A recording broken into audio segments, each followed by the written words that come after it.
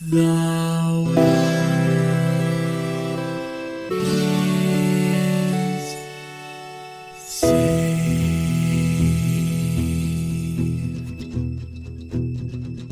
The living room's dark, save for light being cast from the big TV screen and the imminent sunrise that's teasing the one starry sky with whispers of morning. Hey, George. Hey, Lions, how's it going? Man, it's going so good. Oh, you know what? I should have opened with, "Hey, George," because I heard, and it's so distinctive that every time I booted the game up, Sue, no matter where she was in the house, would just be like, ugh. Because she found that noise very grating. Everybody who watched the streams also found the noises the Pikmin make very grating. I'll dig into that a little bit when we get there. But the sound's super distinctive.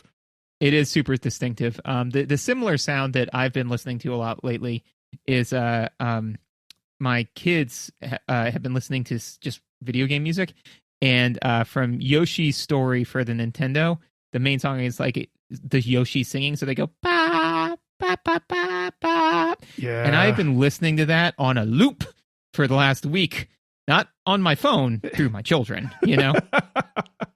The problem is that right when they started singing it, I realized my error. But I mean, the cat was out of the bag, toothpaste out of the tube. Man, we're in it. Yeah, this is just all of reality now. This is my life.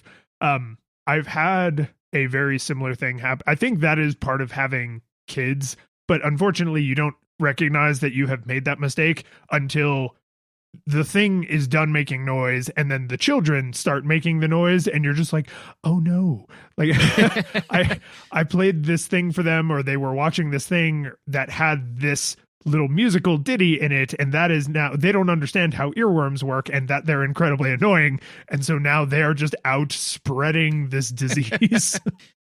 Right. I was listening to this is totally related to video games. I was listening to a sea shanty medley.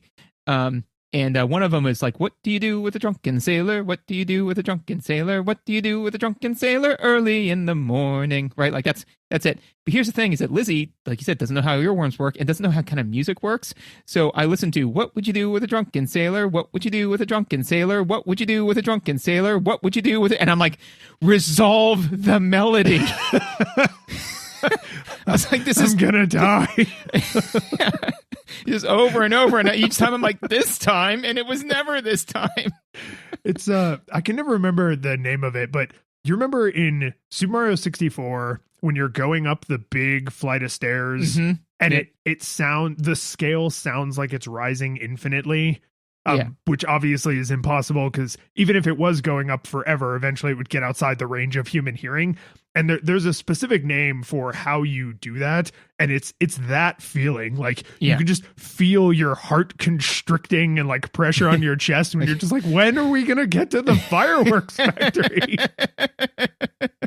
It makes me think of from what was it called, The Good Place, where Jason, who's a complete idiot, says, like what his version of hell would be. He's like, I would be at a Skrillex concert and I would keep waiting for the bass to drop, but it never drops.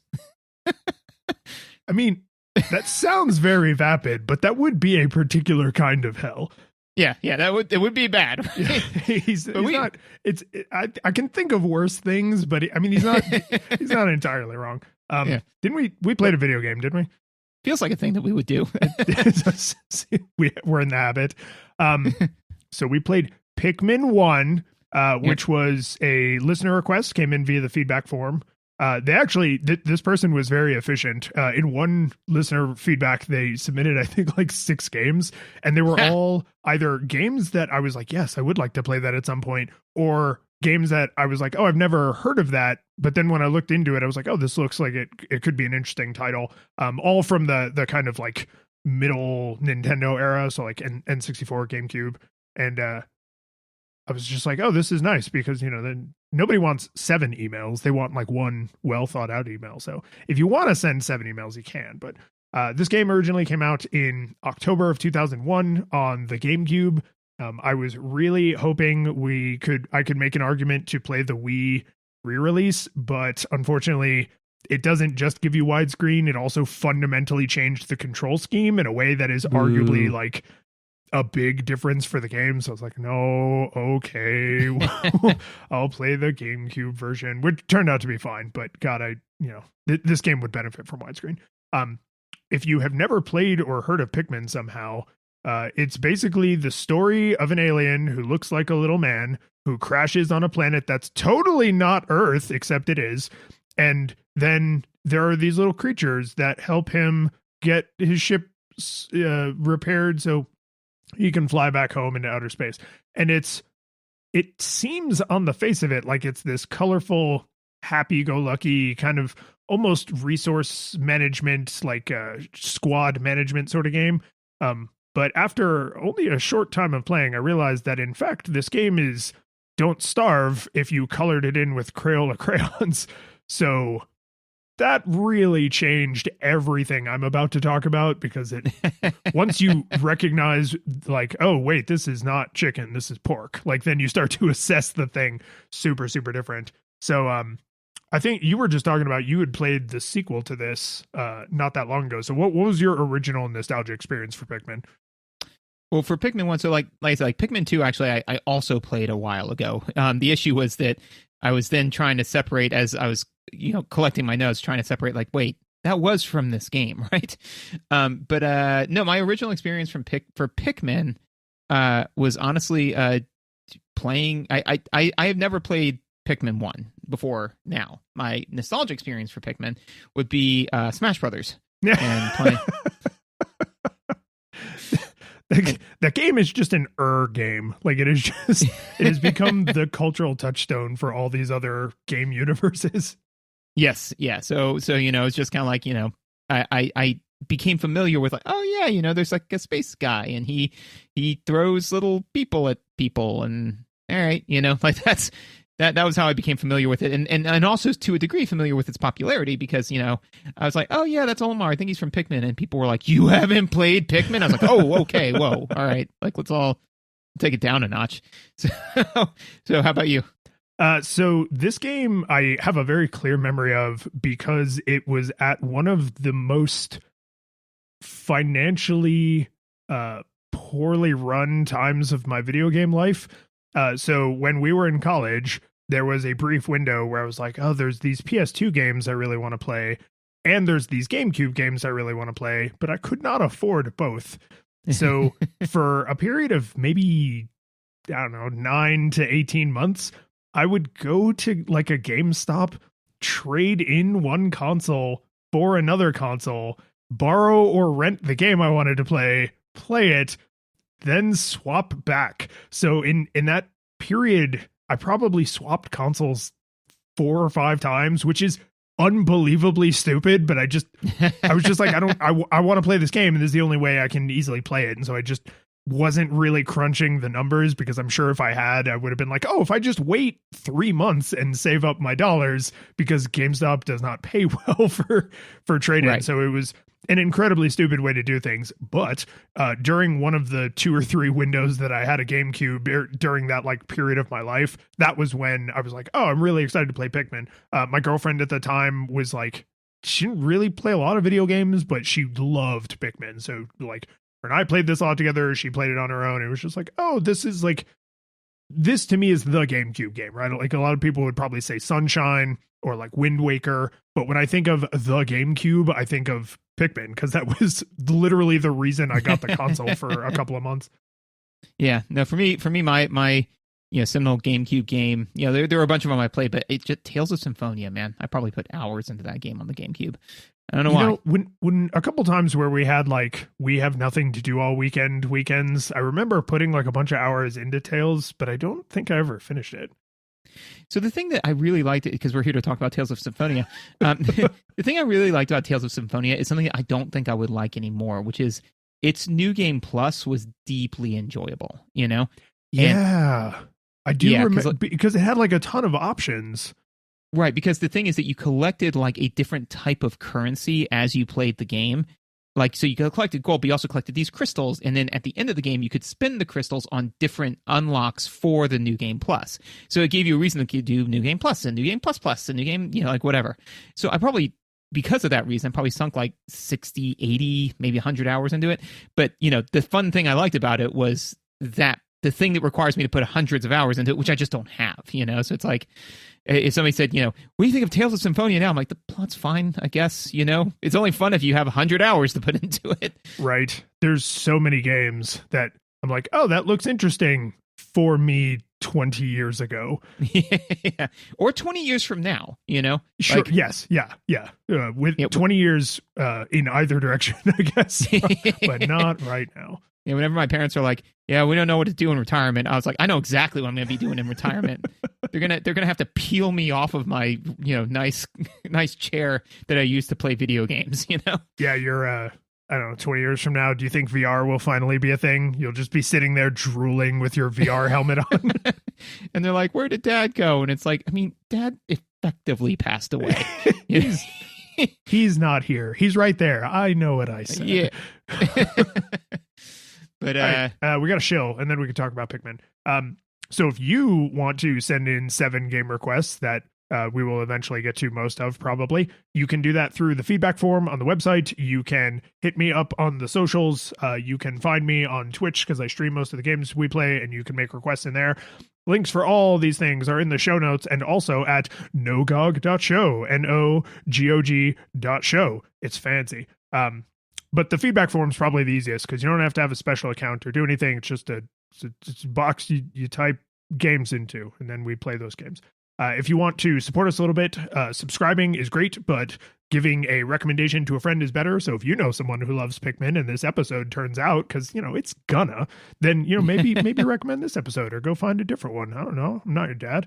If you want to go above and beyond, you could support us on the Patreons. If you do that, you get the after show. All patron levels get the after show, even for as little as $1. But if you go real crazy and you become an 8-bit classic or 16-bit hero, then we have to say your name with our mouths. So first, I'm going to say the names of our 8-bit classics. Kevin. A rad red Pikmin. John. A blisterin' blue Pikmin. Jason. A yawnin' yellow Pikmin. And Yarno. A amazing Olimar. And our 16-bit hero, Michael.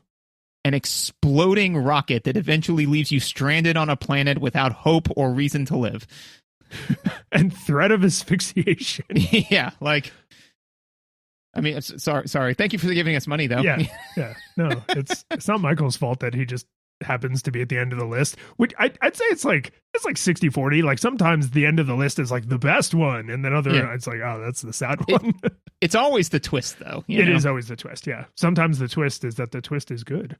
Yeah. Sometimes it's not. All right. So we got to talk about what this game looks like because it is a GameCube game, which is not like a terrible thing, but the early 3D era had a problem if you had control over the camera, which is it's hard to make visuals when you have limited hardware that look good at various zoom levels, right? So like the middle zoom, because this is still a 4x3 game, right? So like the middle zoom level is where I kept the camera pretty much all the time because it was a mix of I can see what I'm doing and also the textures are like not hideous grainy nightmares. If you zoom way in, because there's such a small amount of stuff on the screen, the textures actually get a little bit smoother, but then like your field of view is so tight as to be utterly useless. And if you zoom all the way out, then you have this huge field of view, but everything just looks like a grainy mess. So it's the game doesn't look bad overall, but just my rating for the game overall notwithstanding, I would never recommend this version. I would recommend the Wii re-release literally just because it has higher quality textures and a bigger field of view, being 16:9. So they're not bad, they're just super of their time, right? They're limited. Well, and also too, I think that one of the things that this is weirdly hitting is the nostalgia goggles uncanny valley, right? Which is to say that you probably remember this game, like Mega Man you remember as being Mega Man. Mega Man X you remember as being Mega Man X. This game you probably are now remembering like Pikmin 4, like the modern Pikmin, in the same way that it's like, I remember Super Mario Kart as Super Mario Kart. I remember what that looks like, right? But when somebody says, what does Super Mario 64 look like? I'm like Super Mario Kart 8. That's what it looks like, obviously, because I loved that game, and it's got to be better than 8. So, therefore, the things I like are good. Yeah, things I like are good. The things I like are bad, and or things I don't like are bad, and it's always easy to tell the difference. No, I think you actually nailed it the first time. Some of the things you like are good. Some of the things you like are bad. That is true, and the more people that could admit that, we would be in a much better place. I like this thing. It's a bad thing, but I like it. Don't take it from me. Right. So I think that's part of the issue in my opinion. Also, one of the nice things though that I think Nintendo did very well in this era, which is not trying regularly or really, to my memory, kind of ever to stray into trying to do real life stuff, So like, yes. Yeah, they were big fans of pushing their artistic vision without saying we're going to make Call of Duty with hyper realistic skin pores on everybody's beard. Right. Yeah. Because it's there's no one in this verse that would say Olimar looks like a human. Olimar looks like Olimar, and the Pikmin look like Pikmin, I mean, even, in whatever Legend of Zelda, where it's like Mr. Tingle, it's like, that's a weird fairy Pikmin like dude, not a human, because nobody's a human, Yeah. Well, so I think the bugs, because I mean, they never come out and say it, but you're on Earth, right? You're tiny, you're incredibly tiny, so everything looks gigantic, but all the bugs are like stylized, kind of cartoony bugs, right? They're not photorealistic bugs. Right. Yeah. So I think that was, obviously the right decision given their constraints. One of the things that I thought was interesting is that I felt, and this will stray a little bit into mechanics, so I'm going to save the bulk of this for mechanics, is that the visual style, in my opinion, is kind of what makes this game, because a lot of the puzzles, if you were to boil it down to like what the puzzle is, they're kind of simple and straightforward, right? But because it's in this beautiful, like, strange world, like that eats up some of your brain's capacity. But if the puzzles were represented in a top-down Baba is you style, it would take you like 30 seconds to solve them. You'd be like, okay, one Pikmin here, and then I get two, and then those Pikmin go over there, and then that done, But because it's in this beautiful 3D world where all of the information isn't always given to you right away, it kind of helps. So I think that in a way, the poor visuals and the poor camera kind of help with the game, and especially poor camera controls and poor visuals, not getting all the information, feeds into your survival horror aesthetic. It does. And which we'll, have to dig in more about the timer in gameplay, but the fact that you don't know exactly what to do and that you are under time pressure means some of the ingredients in the complexity of solving problems is that you don't know what to do and you're under time pressure, not that the problem is inherently super complicated. And so I think you make a valid point where if you had this super detailed map and the super wide field of view and everything was super high detail and there were arrows pointing at objectives and it's like, get this, bring it here, which you eventually learn is what you're supposed to be doing, but the visuals don't do anything to reinforce that. So you're left with, you have to explore and kind of feel the world out, which goes with the art direction, right? The art direction is very, you're an alien on this strange planet, kind of looks like Earth. Oh, this is Earth. Oh, I crashed on Earth. And like, what the hell happened to the Earth, right? Because now you're looking around at things that should be super familiar, and yet everything feels like strange and alien because you're being forced into seeing it through Olimar's point of view, which is fantastic, right? And things like the scale they chose to make him, the how sparsely populated, because I mean, you crash in a forest, right? So like it's a forest, but it's not filled with, it's not like Kirby and the Forgotten Land where you're obviously in like a post-apocalyptic Earth and they just kind of never address it. Like this is also a post-apocalyptic Earth, but you sort of need to tease that out for yourself. Right. Yeah, absolutely. And that, in the not having all of the information is very typical of the horror genre. Quick side note, I actually got into a long discussion with a couple of friends recently on the horror genre, and it was just funny to me because, like, we've been talking about this for so long where they said, "Oh yeah, I really loved Predator. I thought that was a great horror flick." I'm like, "That's not a horror movie," And then we like got into it, and I was like, and so I then went on this diatribe, and they're like, "Are you into horror movies?" I'm like, "No, not particularly. I just I just know what they are. Yeah, I just know what it is, and I know that Predator is not a horror movie, and so yeah. So when you said this is a horror game, I was like, yeah, it is. Yeah, and so they and one of the things that they do with the visuals is it's uncanny, So in the sense of it's like, all right, man, hey, look at this beautiful, you're beautifully colored. Look at all this beautiful plant life, beautiful everything. It's like, yeah, man, yeah. Hey, you're gonna die pretty soon, actually. So you need to kind of get on this. You're like, what was that last part? It's like, yeah, you're gonna lose all your oxygen. So you're gonna die. Pretty painfully, so figure out how to get off. But hey, look at that fun little plant. Isn't that cool? It's like, I don't like this anymore. I don't know what I'm doing. Yeah, I mean, most of the bugs are essentially walking mouths. They're like giant Eldritch horror monsters. It's just that they're colored with Crayola crayon. So when you see like the big bug and he's like snoozing and his little eye stalks are closed, and then he wakes up and his eyes shoot up away from his head because they're on eye stalks, right? Which is already like kind of so like, there's just it's everything is like very friendly, and like the enemies essentially are the exact same art style as the Pikmin, which are friendly, right? And yet they're just off enough, right? Like the Pikmin have like normal eyes on their head. The bugs all have like big poppin' eyes. The Pikmin have no mouths. The bugs are all giant mouths because they eat Pikmin. So there's just a lot of like clear signaling in like kind of where the mechanical differences are going to be. Things with big mouths are bad because Pikmin don't have mouths, but it's very subtle in a way that if you weren't scrutinizing it, you probably wouldn't say, oh, I was able to tell that all the villains were villains because they had mouths. Like that's that feels like a stupid thing, but if you're planning out the art direction, then it's like, oh, subconsciously people will recognize this. It's like good old Frankie Two Hands. You know who he is because he has two hands. It's the only defining characteristic. The one other visual note that I had, which is just kind of a throwaway thing, but like once I started to get a little bit further on, and I had like 30, 40 Pikmin, right?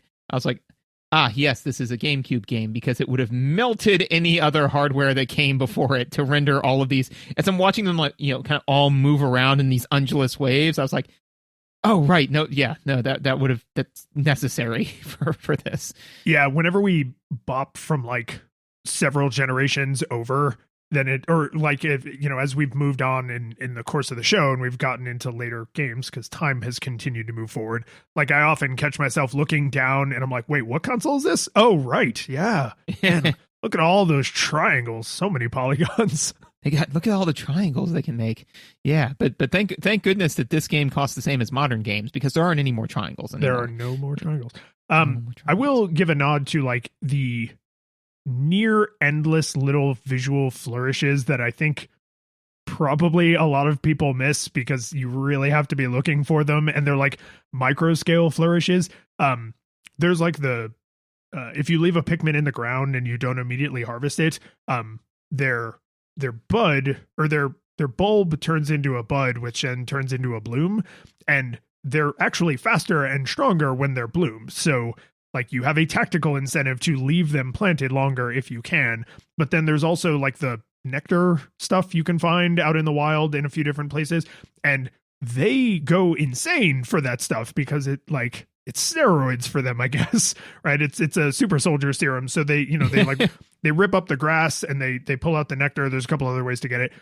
But they like bend over and drink from it. And it makes this like loud slurping, drinky noise. And then they like kind of like bear down and their bud like pops into a bloom. And it's like, most of the time you're not paying attention to the actions of an individual Pikmin because you're commanding your army, right? And so it's like there's all these little visual pops and little characterizations that you could completely miss. Like if you were playing this on a small screen, especially like an old CRT screen, like you might never notice like the cute little drinking animation and like the way they kind of go like, if they get tired and lost and then they sort of look around like, I don't know what I'm supposed to be doing right now. Like they don't go completely static. They sort of almost fidget and kind of idle, like I was, my boss was giving me directions and now they're not. And there's just like a million little things like that across their animations, but also just kind of the world in general. And I was like, this is another reason to play this game in HD, because you can so easily miss so much of this characterization and like kind of loving little animations and details. And it's like, I always feel bad for animators in those cases, right? Like if I only hear sound effects when I have headphones on, I'm like, that poor sound effects guy. Like everybody is missing this. He worked so hard. Yeah. Do you have anything else for audiovisual? I mean, the music is reinforcing the art direction, the visual style, right? It's very, almost like those like wind up toys, like not a music box, but like a children's version of a music box that's made out of like cheap metal. So it sounds kind of like tinkly and sort of like simple, almost like lullaby-esque, right? It's kind of like child friendly music. And that really reinforces the colorful art aesthetic that completely misleads you on what is actually happening in this game. Everything is just kind of like round and gentle sounds, and like the Pikmin are like super, Pikmin, and they, every time you throw one, they go woo, and so there's like all the sound design is exactly the same Crayola crayon kind of like everything's fine, everything is not fine, right? And that's I think that was important, because if the music was super like action-y, kind of like what you were saying with Predator, right? Is like Predator's an action movie, and so it has like action music, and Alien is a horror movie, so Alien has horror music. And if you swapped those, it completely undermines the story and the tone that they're going for. So to have all these like super bright visuals, if they had like hero going to save the day music, like if you put the Legend of Zelda soundtrack from Wind Waker on here, like I think it would screw it up, because Olimar is not a hero and the Pikmin are not heroes. Like you are in a crisis situation and you're trying not to asphyxiate to death. Well, it's interesting too, because like, because I mean, basically what they're kind of doing is leveraging the uncanny. So for example, I was listening to a song about like Doki Doki. Do you know anything about that? Doki Doki Literature Club? Yeah, something like that. Or I don't know. Doki Doki Panic? I mean, there's a lot of Doki Dokis. Yeah. Okay. I don't know. This one was clearly a song about like the thing is that there's like one guy, it's like, and like 4 or 5 girls or whatever. And like, oh no, they're all into him. That kind of, that sounds thing. Like Doki Doki Literature Club. Cool. So it's a song about that. Right. But, I think that it was supposed to be like horror, because like one of the things that they do is they're like, like, I hope that you feel the same way too. And it's all like kind of bubbly, but then occasionally they do like that kind of like, like a computer like glitching out. And I'm like, I don't like that. Is this, and they're like, I just need you to say that you feel the same way about me. And it's like, huh. So I say all that to say like that type of music, but like, so again, like that is a horror song, but it's very light and bubbly, and all they have to do is just tweak a few things. And then all of a sudden you're like, no, this is now uncanny, not bubbly. And I think that this kind of audio does that. Yeah. And you are definitely talking about Doki Doki Literature Club, which has some like very cool fourth wall breaking, mess with the player to add to the horror aesthetic. Which now that somehow inexplicably has become a perfect segue to talking about the mechanics of this game. Because this game, I am convinced, is a horror game. And I am not trying to be like difficult about that. Like, I honestly believe that the intention with creating this game for Nintendo was, we want to make something that has more mature themes and that is challenging in a way that is like viscerally threatening, because you die, but we want to kind of wrap it in the Nintendo vibe, right? Like we have to do things in a Nintendo-y way. We're not going to just make an overtly like monsters and scary and spooky music, right? So I said this a little bit when I was doing the summary, but to be very clear, you are alone flying through space. You are hit by a meteor. You crash on this planet. Your scientific instruments determine that the atmosphere on this planet is largely oxygen, which is poisonous to you. And so if you aren't able to repair your ship in 30 days, then you will asphyxiate to death because you will not have access to, I don't know if they ever say what he breathes, but you won't have access to a, suitable environment for Olimar. So you enlist the aid of the Pikmin once you discover them in the first day to help you recover the parts for your ship. And then in between every day, there's the logs that come up on screen, depending on what you did that day. Some of them I think are probably canned, but a lot of them are based on like, oh, I discovered Pikmin can do this, or I found the next color of Pikmin, or I got this part from my ship or whatever. But his logs very clearly outline that he's like, okay, I got to make sure I recover the parts for my ship so I can get off this planet. And then after a few days, he's like, all right, I'm not making progress as fast as I need to, which is concerning because after 30 days, the batteries for my spacesuit will run out and I will die in the atmosphere on this planet. And then toward like the high teens and low 20s, he starts talking about his family. And now he's like, my son is sure going to not believe this incredible adventure I have if I get back, when I get back. And it's just like, Jesus Christ, he's terrified of asphyxiating to death alone on this planet because that would be a horrible way to die. No one knows where he is, and that is probably a really unpleasant way to end your life. So, like, everything about the game is, resource management in terms of collecting the Pikmin, but you have a timer on your day. How do you make sure you spend your day efficiently enough to get to the ship parts you need to escape, right? And to your earlier point, the puzzles are not super complicated, but there's like a lot of like emotional pressure to not asphyxiate to death on the planet, and there's time pressure because you can't just stand there and say like, oh well, I'll leisurely solve this super easy block puzzle. Like you have to not die. So I have a lot of thoughts about that, but I think I've now set the stage of like what the game is actually asking of you, not my oh, haha, adults think everything is dark interpretation. Like that is verbatim what the problem the game lays before you. Right. I forget what it was, like what the alternative is, but I remember seeing a comic forever ago where somebody said, we use oxygen as like one of the main, ways that we breathe oxygen to live. And, an alien was like, oh my God, you breathe oxygen? Do you have any idea how reactive that is? Like, my God, how have you not blown yourself up? Your atmosphere is 20% oxygen? Like, that's horrifying, So that sounds like a Saturday morning breakfast cereal. Yeah, right. But I mean, like, so Olimar being like, oh man, this thing is full of like horrifying reactive oxygen. I can't breathe this. Like that actually sticks. And interestingly, cosign everything that you said. One of the things I wanted to touch on, it's less gameplay, but again, to kind of piggyback on your narrative, that is, what I thought of as I was listening to all of the different, journal entries, right?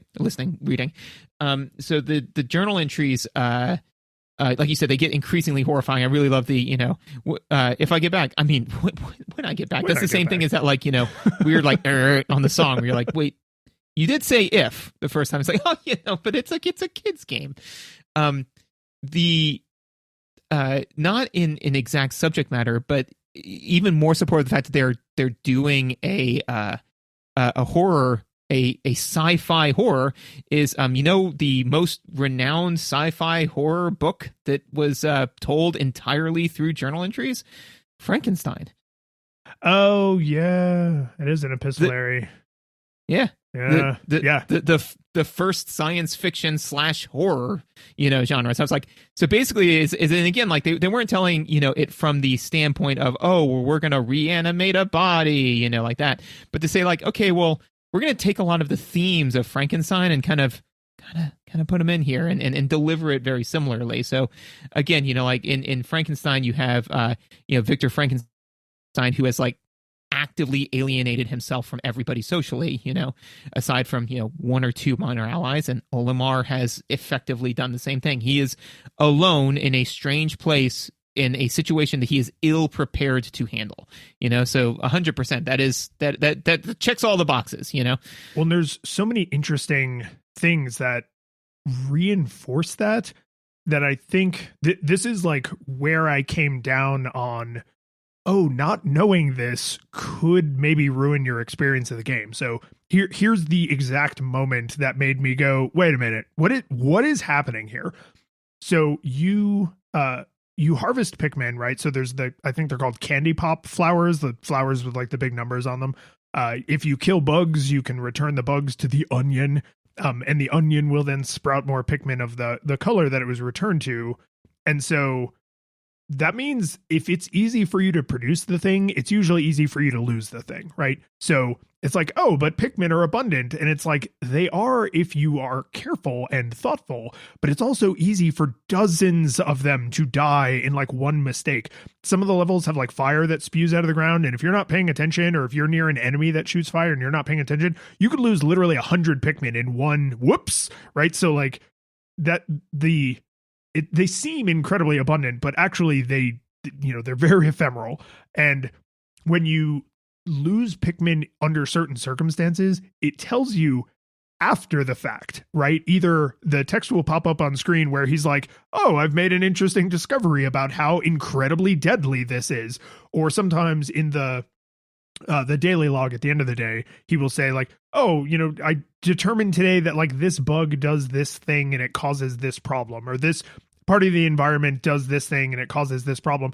And that was the inflection point for me where I was like, wait a minute, if this game was trying to be like friendly and approachable mechanically the way it is, visually and orally, then they would tell you that stuff ahead of time. But because they in fact let you lose your entire army and possibly burn an entire day or two trying to rebuild it from a single mistake, I was like, oh, that fits way more with a like survival horror aesthetic. Is, oh, I didn't know ammunition was going to be in such short supply. I probably would not have unloaded all of my bullets into that one zombie because I thought I was playing an action game where bullets just rain down from the heaven, right? I thought Pikmin would just be an unlimited supply, but no, actually you can end up so alone that they have it so if you run completely out of Pikmin on the next day, the onion will just produce a couple like pity starter Pikmin, right? So, but you can't get anything done with 3 Pikmin except go gather resources to make more Pikmin, right? So screwing up can cost you a whole day if you don't deeply understand like where the best resources are and how to best, arrange your Pikmin for combat or whatever. So like that to me was the critical piece of knowledge that pivoted me from, oh, this is like a silly RTS. It's like, it's a silly Nintendo RTS where you have like a bunch of resources and you're just moving them around. I think I might have messaged you and I was like, oh, this is like if you played a game as the Zerg, right? Like it's an RTS where you're the Zerg because you have this like huge army, individually not very powerful, but overwhelming numbers. But I don't think it is. I think it really is a survival horror, don't starve style. You're not trying to save the Pikmin, right? Like they are a means to an end. And in the journal entries, he even grapples with that. He's like, are all these Pikmin dying because I landed on this planet? Like would their lives be better and more peaceful if I had not crashed here? Like he struggles with the horror he is bringing on them.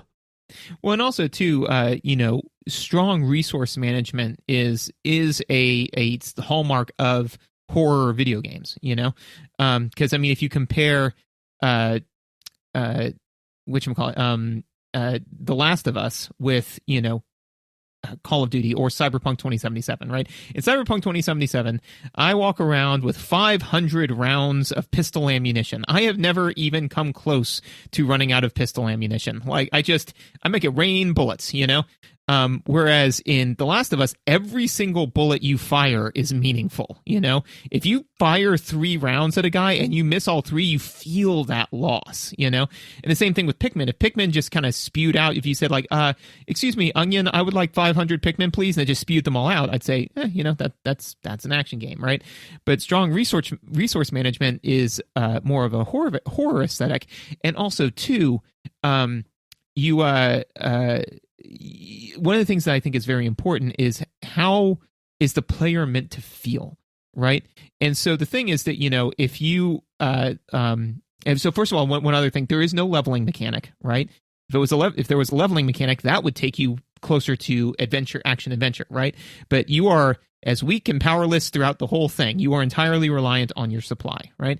And then the question is, how is the character meant player meant to feel, right? So the thing is that if all of a sudden, in Cyberpunk 2077, I walk in with my assault rifle and just blow through 300 rounds of ammunition, just, mowing people down left and right, and I wasn't purely effective, and I maybe hit 1 out of 10 shots, I'd be like, I lost some ammo, but I'm just going to go get more and whatever, right?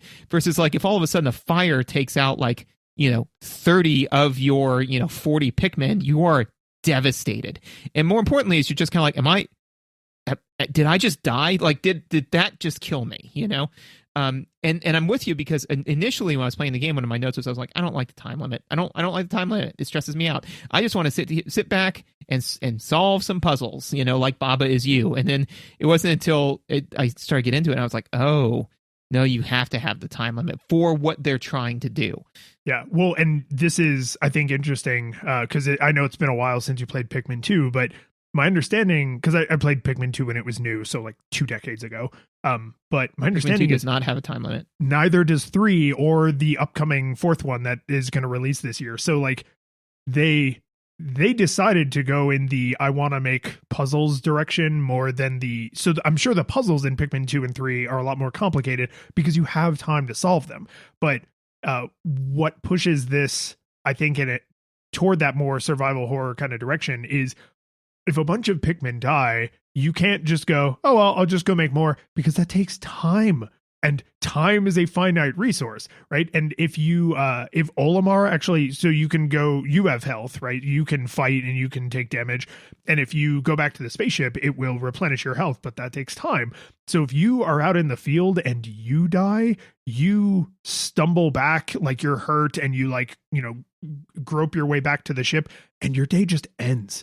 So if you screw up early in the day, you've lost an entire day now because you failed at a combat encounter, right? So like, just like you would expect Joel to not be like, clickers, pew, pew, pew, pew, pew, right? Like you see a bug, and if you aren't good at commanding your Pikmin, then it's like, okay, I risk losing a bunch of Pikmin, and if I'm not paying attention to where Olimar is, I risk getting hurt and dying, which then losing Pikmin burns time, sprouting more Pikmin, but losing Olimar burns an entire day immediately. So there's powerful mechanical incentives to avoid combat. But of course, like any good survival horror game, combat is unavoidable.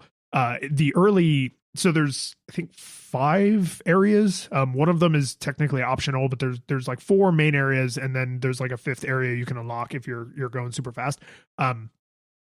The bugs are inconsistent, so as you progress through the game, there's more bugs in the earlier areas, and if you go to the same area multiple days in a row, some of the bugs don't respawn every single day, so you can sort of strategize across days. Again, none of this is communicated in game, like you have to divine all this from observation. So you might go into an area and say, okay, we're hunting today. Like all we're going to do is kill bugs because bugs give you more Pikmin sprouts than the little candy pop flowers. And you could spend a whole day like that, but then that's a day you didn't advance toward getting any ship parts back, right? So like some of the environment can be changed, like there's walls that can be broken down, and those stay broken down once they're broken down. So it's like, okay, so I got to get some Pikmin, then I got to go over here and I got to have them knock down the wall. But then by the time they're done with that, like I won't have time to go look for any ship parts. So while they're doing that, I'm actually going to go wander around alone, like without any Pikmin or with a small group of Pikmin, looking for where the ship parts are to try and figure that out. And then later you get the radar, I think, which gives you a map so you can like at least see where the ship parts and stuff are. Like it's empowering if you don't care about him asphyxiating to death, but all the mechanics and all of the theming are very like, you're scared, right? You're scared, you're in a terrible, dangerous situation. And I just couldn't get over the fact that critical detail would probably make or break this for someone. Yeah, absolutely. And I think that so one of the other, again, feelings and mental calculus that I think is very important is that in The Last of Us, right? I still remember when this one moment that I had, and this has similar moments, which is that in The Last of Us, there's no inherent reward for killing clickers, right? Like, in fact, it costs you resources. Yeah. The only reason to kill clickers is because there might be stuff where they are, So I remember at one point, like, being in a building and kind of doing the listen thing and seeing a clicker in like a shed, and just saying, nope, don't need to go mess with that guy. And then I just left, right? Whereas if it was a RPG, I'd be like, you know what I see? A big bag of experience. And I'm going to go beat that thing until it drops my EXP, right? Olimar's is kind of the same thing, which is to say that, like, yes, the bugs give you more Pikmin, but that's, I mean, like, if they give you 10 Pikmin, right, and it costs you 12 to kill it because, you know, then that was not only, it's not even a wash, it's a waste of time, you know? Right. So because it also takes time to carry the bug back to the onion. So if you came out negative Pikmin and negative time, it's like, could I have just avoided that encounter entirely? Right. Do I need, and so those types of things, as opposed to like, hey, I'm going to, for example, in Cyberpunk 2077, every single time I see a person with a little yellow arrow over their head, that person is dead, you know, because because they have stuff and they have experience, and I'm going nothing personal, man. You got a yellow arrow. And I don't know what to tell you. And you know it's bad when you start to like make little games of it, because if you upload a hack, you watch the hack upload, and then right when it hits, it'll kill them. And if they're in like a group of 3, my goal is to shoot the other 2 right as the other hack uploads, so they all 3 drop at the same time. I'm like, these are people with lives, you know. Like, and I'm making a game on how I'm going to kill him. That's empowering, right? That's not Olimar. That's not what you're doing here, you know? No. And to your point, right, is that like one of the things that I hate in games is I hate it when they waste my time. So initially, again, I was just kind of like, oh my God, it's taking forever for these dumb things to walk the thing back to the spaceship. I wish I was dead, you know? And so I was like, why can't they just like teleport it back or something? Like, why are you wasting my time? But again, when all of a sudden and I was like, and also, and it was just funny because I was railing against it. I was like, you know, God, it takes forever for them to bring it back. And on top of that, I've got this dumb time limit that I don't like. It's stressing me out because, I mean, God, if it's taking them forever to bring it back and they're giving me a time limit, why are they? Oh. Yeah. Yes. Right. And that's the exact kind of experience I had, which changed my enjoyment of it a lot, right? Because I stopped insisting that this chicken tasted funny, and I was like, oh, it's pork. Okay, now I'm evaluating a completely different thing. Yes. Yeah. No, agreed. What else you got? I do want to talk a little bit about the combat, because this is actually some place where I feel like the GameCubiness of this fell down a little bit. So they do a good job of, you know, like a lot of Nintendo games, the frame rate is locked, right? There's no slowdowns. I didn't see any like tearing or anything, right? So it's visually performant, but to command the Pikmin is to give suggestions, right? You order them in a manner of speaking, but also they have their own like lightweight AI. So, for example, if they get near a candy pop flower, they will murder that candy pop flower without you having to tell them to, but they won't carry the bud stamen. I don't know. They won't carry the number token thing back on their own, because then they're gone, right? So they won't make them just leave your party for no goddamn reason. But if you get near an enemy, they also won't attack the enemy on their own most of the time. Like, you have to command them to do that, which means if you're not paying attention or you're distracted by something, or you get separated from some of your Pikmin, which if you're playing aggressively is going to happen, you'll leave some over here working on one task and you'll go over here and do something else. They won't defend themselves. They will stand there and happily die. So you end up kind of stressed in a way that I think does sort of fit, but can be frustrating, where it's like, I'm, you know, using the C stick to like march you around, and I would like you to kill this thing. But the best way to say I want you to kill this thing is to throw you at it. But when I use the C stick, I can march my whole army around. When I throw them, I have to throw them one at a time. So like, it's awkward to say like, all of you attack. Like, there's no real good way to do that, which I guess kind of, again, like, I don't think it's intentional, but it does kind of fit the like, crap, like I can't get them to understand what I want them to do, and some of them are dying, and it's causing me to lose time, and it's causing other problems. So it does fit, but it created more frustration than I think was necessary. Like, make the enemies harder to kill instead of making the Pikmin stupider, because harder to kill feels like, oh God, the world is so hostile, and stupider Pikmin feels like this game was poorly programmed, right? So it shifts the the stress to a place where I'm mad at the game, not the monster. Sure. Well, I think may be the cause there though is if you look at what was it? I always forget the name of this video game when I really need to know it. It's Mary Shelley's Frankenstein. Yes, it's a good video game. No, it's the one where you play it's like a Call of Duty clone, except that you're actually suffering from PTSD. Oh yeah, we were talking about that. I think on the last episode. Yes, yeah. That one. The one where war is slightly realistic. Yeah.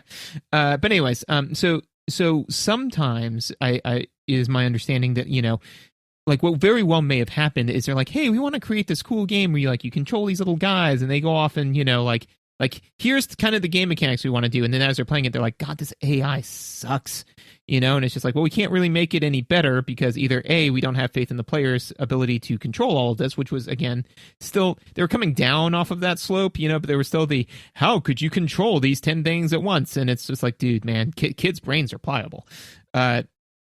Or, you know, they just could not program the AI to be smart enough. So they were like, okay, well, it's really kind of janky the way that they handle this. Let's make it into a horror game, you know, in the same way that, in the same way that the other game was like, okay, well, all of our running and gunning and shooting and everything about this game is a little bit stickier than our, you know, Call of Duty or what have you. So, well, let's make that part of it. Like the reason why it's sticky is because you're losing your mind, you know? Yeah. And I mean, these things tend to work in like a feedback loop, right? So they want there to be tension, and then they program the game, and then that, I mean, it's complicated, right? So like then how that AI manifests, they tweak it in ways to suit what the vibe they're going for is, but also like what is realistic. So there's the change we made on purpose, and then there's the Bob Ross like happy little accident, and you know, all of those things together make the finished product. But I would not be surprised if we play Pikmin 2, or if like I eventually, now I am very curious for Pikmin 4 that's I think coming out later this year. I would not be surprised if the AI is smarter for the individual Pikmin, but the world is either more complicated or more difficult to shift the player's frustration back onto the puzzle or the monster, as opposed to like, these stupid things won't listen to me. Because that's, you could make a game like that, right? You could very easily say, oh, you're trying to, you know, command your troops, but all you can do is give them an objective, and then they play the objective out, right? And so they might do stupid things you hate, but then it's a lot clearer to the player, like, oh, I have no hand in this. In Pikmin, the C-stick will make them like march around you, you know, like you can, it plays like a little, it almost sounds like taps, right? It's like, and it like makes them march around. But if you have, I don't know, more than like 20, they refuse to stand in anything even vaguely resembling a single file line. Like they physically like push each other with their little Pikmin shoulders. So there are some puzzles where you have to like navigate a small area, like a narrow passageway. And so you can't march an army of 100 Pikmin single file up there. There's literally no way to communicate that to them, which means you have to say, okay, 10 of you come with me, and then you walk them up there, and then you press X, I think, which like makes them separate from you and just stand and wait for your next command. And you got to go back and get some more and do it again, which is not terrible, but it's just on the side of frustrating, where it's like, give me a clear way to communicate this and then make that thing take a long time, as opposed to making the act of executing incredibly frustrating, because I'm like, my attention is now like, oh, the Pikmin are stupid, this game is poorly designed. And it's not. Like, I think saying you can't control a group of 100 as effectively as you can control a group of 5 is probably not an accident or a limitation. I think it was an intentional design choice, but the way it comes across is like, oh, the Pikmin are just dumb. And so you're micromanaging a lot more, which again creates like stress and time pressure, which does feed the aesthetic, but it's like just do what I want. So I mean, that's the thing, is that like it's in this case, it is at least in my opinion, like it feels like it may have been a deliberate decision. Now, whether or not that decision is enjoyable, right, you know, may vary from person to person. Because I mean, I've definitely played games where, you know, I'm like, this was a very well thought out choice, and I hate it, and I wish it wasn't Yes. in here, you know. Yep. But yeah, because I mean, I think that's one of the things we've kind of talked about is the big difference is being able to say whether or not a thing is good versus whether or not a thing you like a thing, you know. Yes. So I think that, you know, kind of saying like, all right, and to be fair, maybe part of the reason why they didn't just say, you know, okay, point to the end of the thing and then they'll all queue up and it takes the same amount of time, it just, you know, it's one command, is because maybe they're kind of hoping that you are going to try to kind of go all in and shove everyone down there at the same time and then screw it up, you Which know? I did. Yes. Yeah. Because you're like, I can do this, and it's like, no, you can't. And it's like, all right, you know, no, I can't, I guess. So yeah, maybe some of that. Yeah. One other thing I wanted to make sure I brought up, because I think it's a clever thing, and it's just one more piece on the stack of they're not guaranteeing your success, right? Because in an action adventure game, they want you to be successful. You're the hero. In a survival horror game, you might fail and die. So one of the cool things they do to reinforce that, especially on a first playthrough, is you crash, you have 30 days, there's 30 ship parts, right? And every time you recover a part, he tells you what it does. He usually says like something kind of funny. Like the writing is actually fairly charming. I found across even the more horrifying stuff is like still earnest and endearing. Like there's good characterization there. But he says like, okay, we found this part. Yay, this part does whatever. Now I can do whatever. And it's metaphorical. You don't literally, your behavior doesn't literally change when you get certain parts, but he's like, oh yeah, I found like the chair for the cockpit. Like I'll have a comfortable place to sit now, right? It doesn't change anything, but there's a lot of characterization in it. But it's not until fairly far into the game, like maybe 2/3 of the way through, where he starts to fret about what if I don't find all the parts in time? And then just like a lot of the action stuff and the way Pikmin die and the way you deal with the environment is told to you after the fact, on like day 22 or something, he says, maybe the ship will fly if I don't have all the parts, and maybe I'll be okay. And then around like day like 25 or 26, he's like, hopefully the parts I'm recovering are the ones most necessary for the ship to function, because I don't know that I'm going to have them all. And on day 30, I have to attempt to leave this planet. Otherwise I will die of asphyxiation. Right. And otherwise I'll just die. Yeah.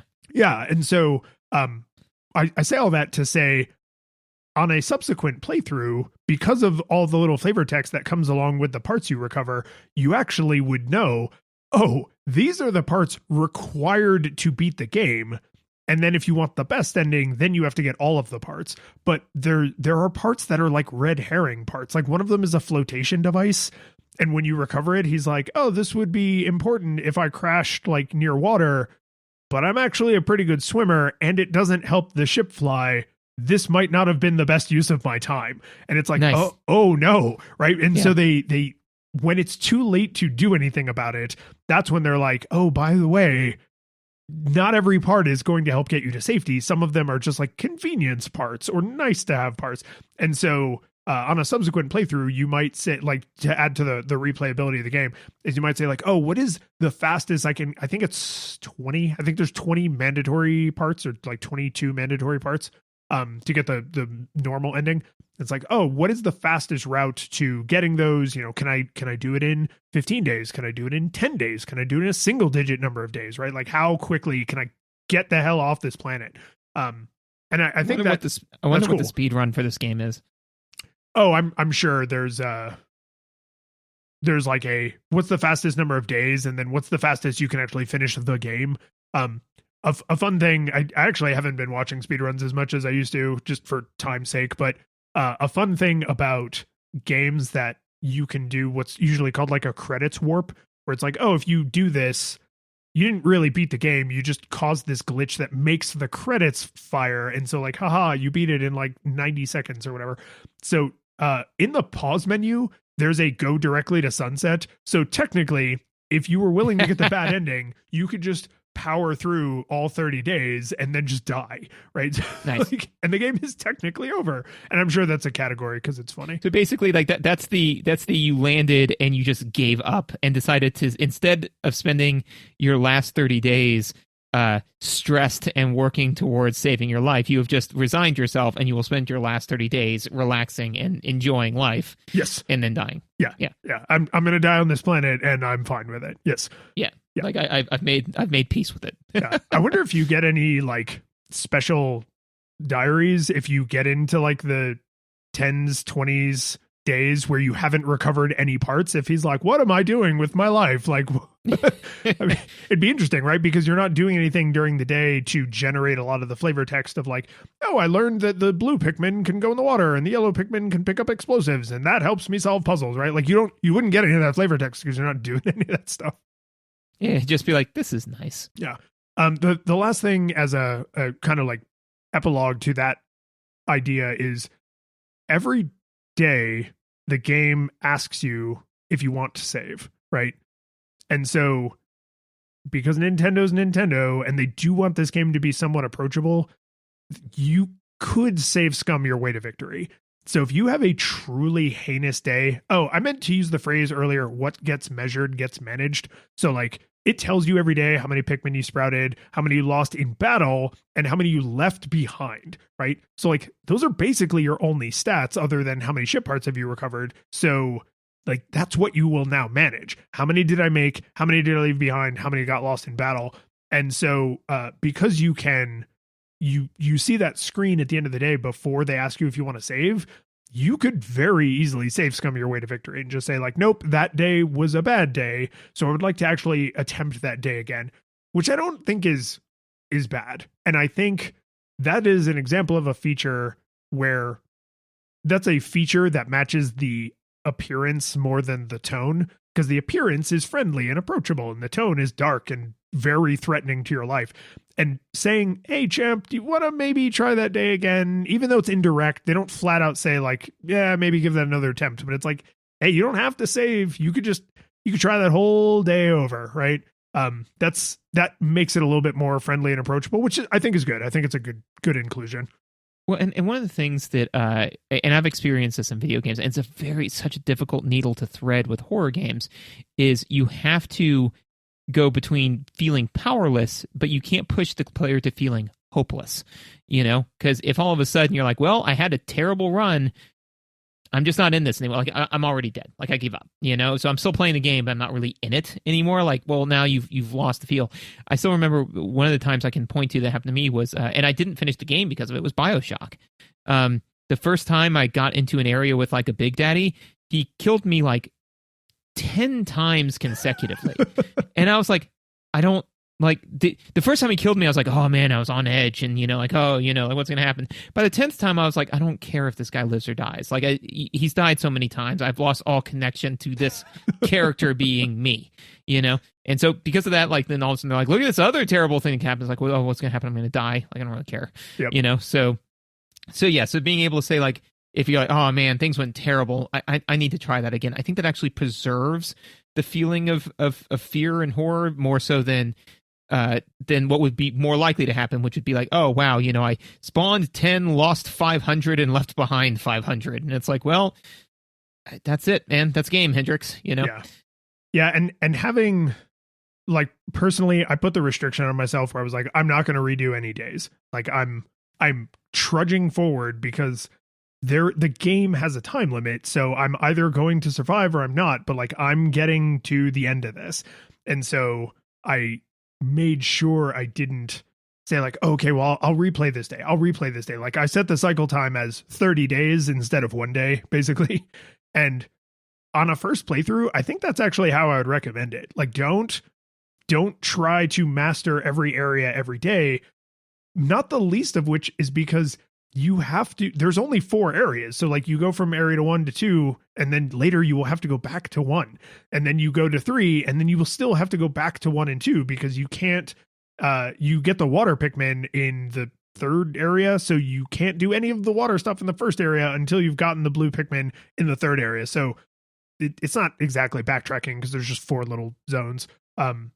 But if you said like, oh, I'm gonna keep playing day one until I get a perfect day one, it's like, if this is your first playthrough, do you even know what that means? Do you know what is possible with the resources you have? Because you may be throwing yourself at problems that are literally intractable because you don't have the tools. Yeah, no, I think that, to be fair, I think that even on a first playthrough, I would reload a save. Again, if I had like a tragic day, so I think that you're right. Saves coming your way to perfection is not the way to go, unless you're specifically like, oh, I'm trying to get this achievement or something like that, right?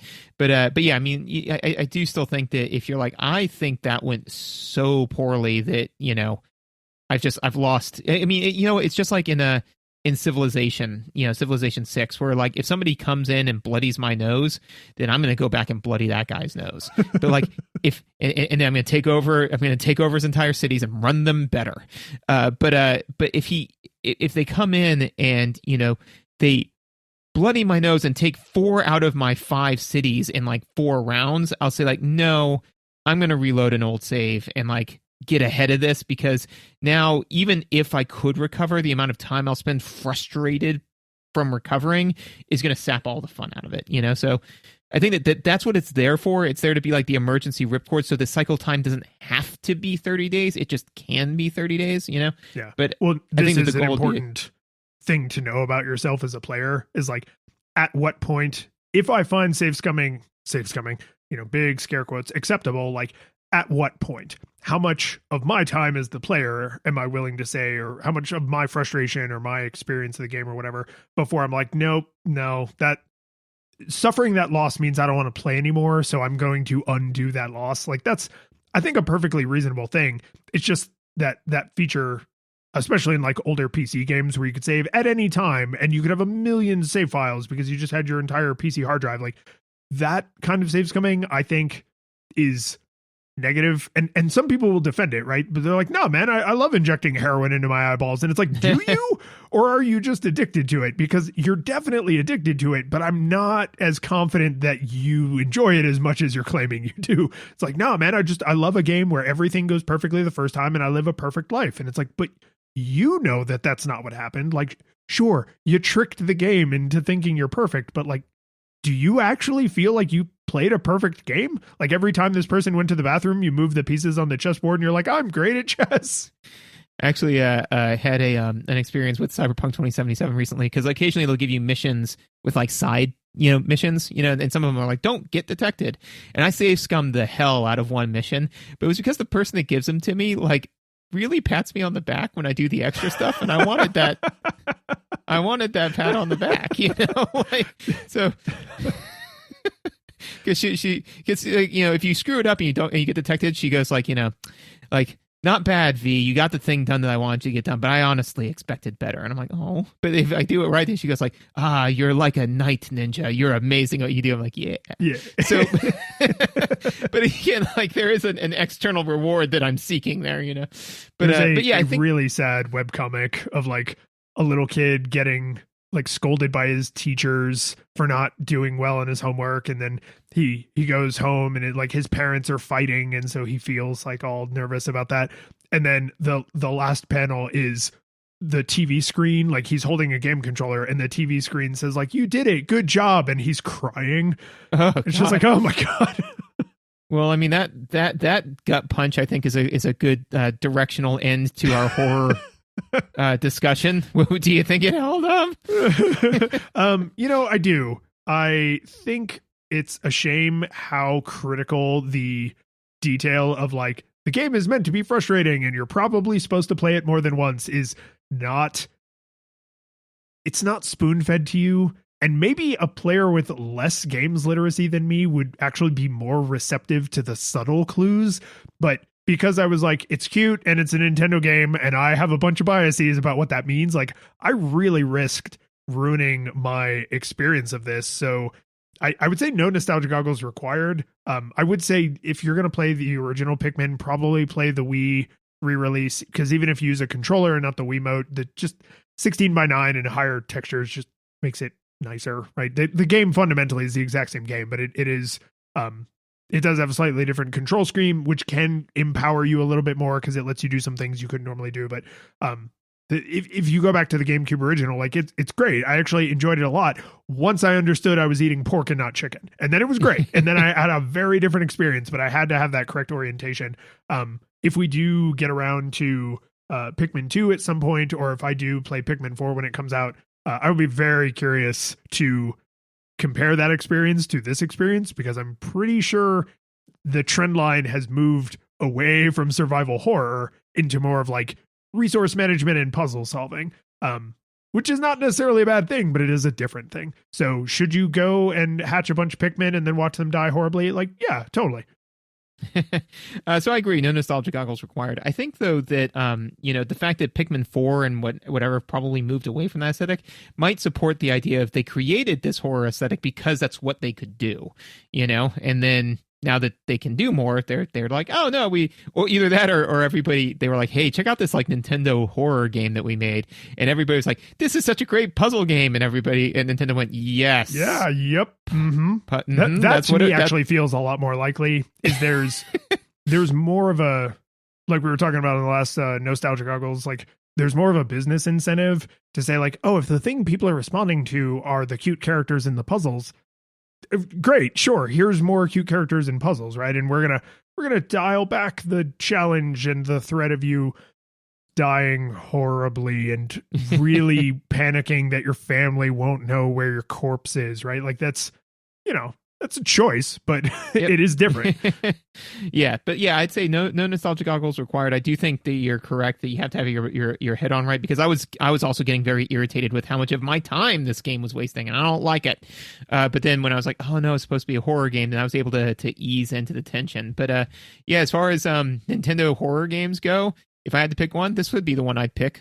Man, the curtain falls, the music plays, the credits roll, then it all fades to black, and you're left by yourself. The fanfare is gone, there's no player 2 there by your side to share victories won.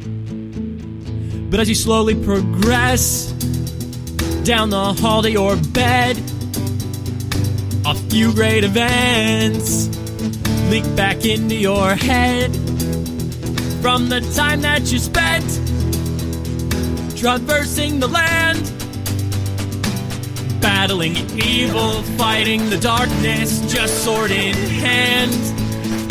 Your memories creep in with the edge of a smile. You realize again what you lost for a while. You're gonna think back much less on how you saved the day than on all the experience gained. At the end of it all, gamers play what we play, not for game over, but rather for what we take away. The world is sad, but who cares? People know that that's not what you came for. Your next adventure already in sight. You're all set to go. You're excited to see what's all wrong till it's right, and the world is saved. So you're more along for the ride.